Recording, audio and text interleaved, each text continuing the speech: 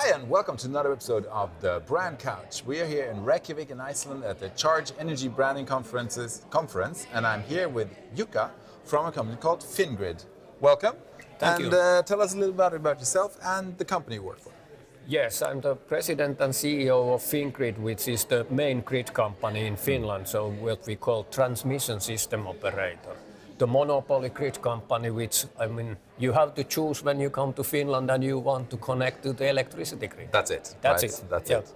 So, and we're at the branding conference, right? And we've literally just been speaking to a Dutch grid operator, and it seems to me that brand starts to have a more important role now than ever before. Do you have any sort of thoughts on that?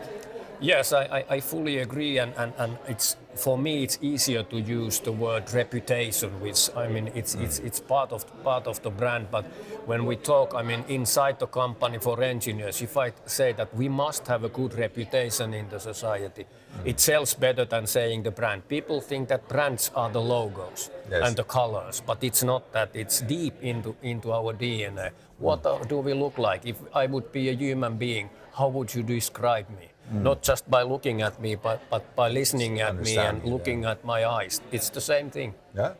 And how does that translate into sort of a publicly owned company or like a state-owned company, really? Like, how do you work with it?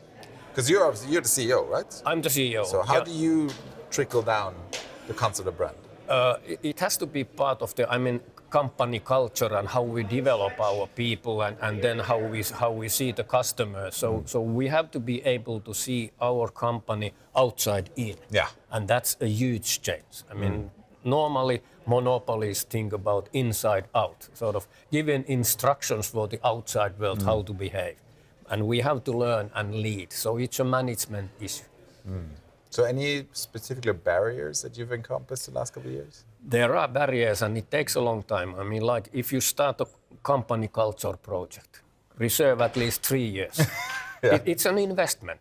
And developing a brand and reputation is the same thing. It's part of the culture.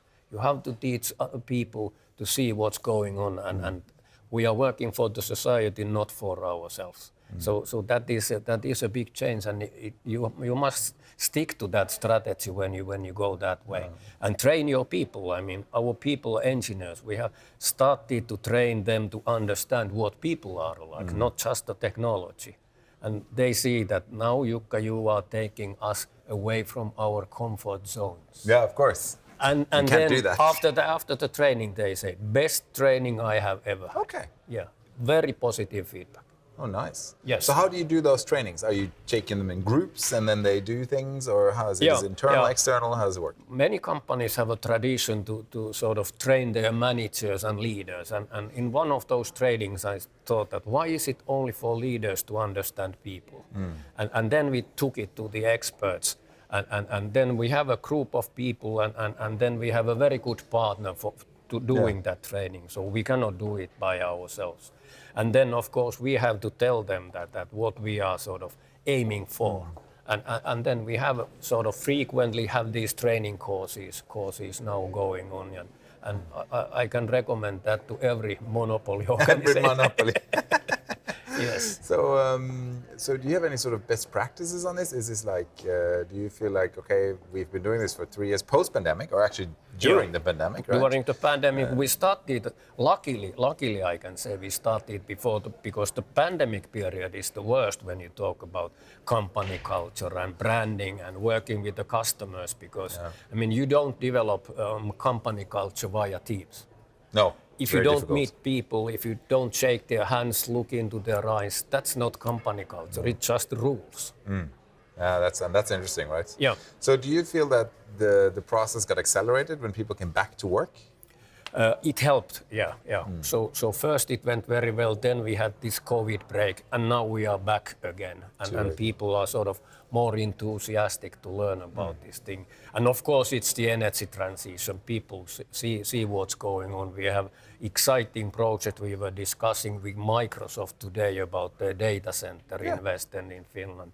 A lot of wind power investments. And when people see that when they understand the other side and the people, they see that now I can have an impact. So it just gives more motivation. So you give more and more speed. And we talked a lot today about this human side of this equation, and finally it's up to people working together. We can buy transformers, we can buy transmission lines, but we cannot buy relationship of people. Those we have to develop over time. So do you see, maybe final question actually, because obviously this could be a long conversation as well, but could you elaborate, do you see that your employer brand has been more attractive now than it was? How are you doing on that? Yeah, it has been very, very good, and we participate in benchmarks in Finland, and we are number 3 among the big companies.